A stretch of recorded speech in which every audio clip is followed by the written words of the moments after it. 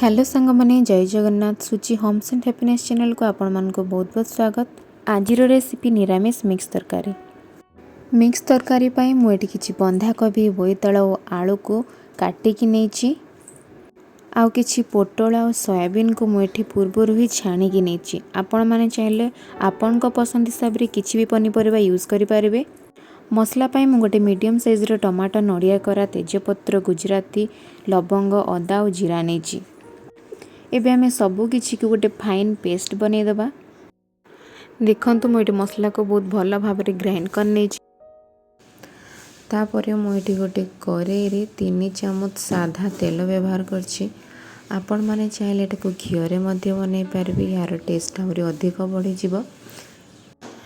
घरे सब बेले समस्त प्रकार पनीपरिबा अवेलेबल न थाए। आपण जहाँ भी पनीपरिबा थिबो आपणक निज हिसाब रे आपणक निज पसंद रे आपण एटी व्यवहार करि परिबे।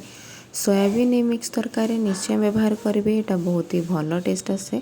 मते सोयाबीन बहुत भल लगे किंतु आपण सोयाबीन को पूर्वर छाणीबे। छाणीकी मिक्स तरकारी व्यवहार करेंगे कहीं यहाँ बिना प्याज रसुण तरकारी तो यार टेस्ट आउ टिके भल लगे यदि आपको छाणीकी व्यवहार करेंगे। एबे मो करेई बाटी रखिया मसला को दे भल भाव ताको कषि नेबी।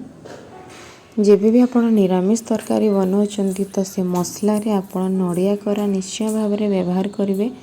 बहुत ही भल टेस्ट आसे गोटे क्रीमी टेक्सचर आसे।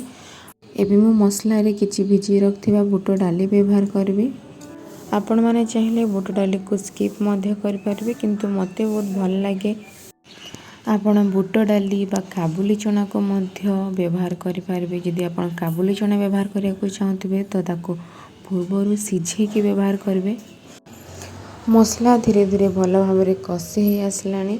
एबे मुझे किसी हलदी गुंडा और किसी लुण व्यवहार करछि। तापर मुझको आउ थे भल भाव में गोली नेबी।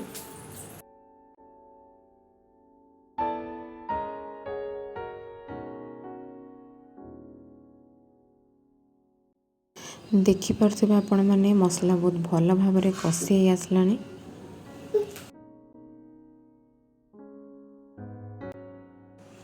एबे मुझे गोटे पाउडर मसला व्यवहार करबी। एटा हूँ जयगुरु मसला करी पाउडर। एटा आमर एठी पश्चिम ओडिशा रे ही मिले।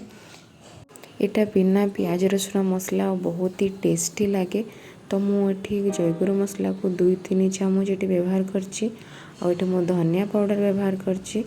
तापर मु किछि पानी दे याको मसला को आउ थरे भल भाव में गोले नेबी। मसला को आउ थे भल भाव में गोले सारा पर मुझे काटी रखा सब पनीपरिबा देदेवी। एबे मसला सब पनीपरिया को भल भाव में गोले नेबी। सबु किछि भल भाव में गोले नेला परे आमे आकु सिझिया पे छाड़देबा। 10 मिनट पर मु ढंका खोली आउ थे चेक कर नेबी।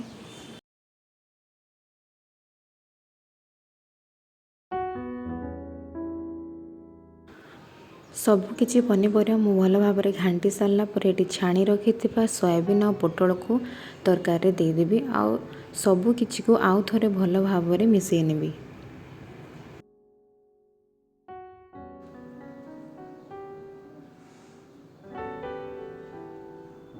गैस रो फ्लेम आपण एबे टिके लो कर देबे।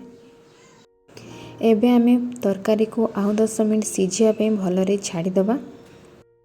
10 मिनट पर मु ढंका खोली आउ थे टिके चेक कर देबी।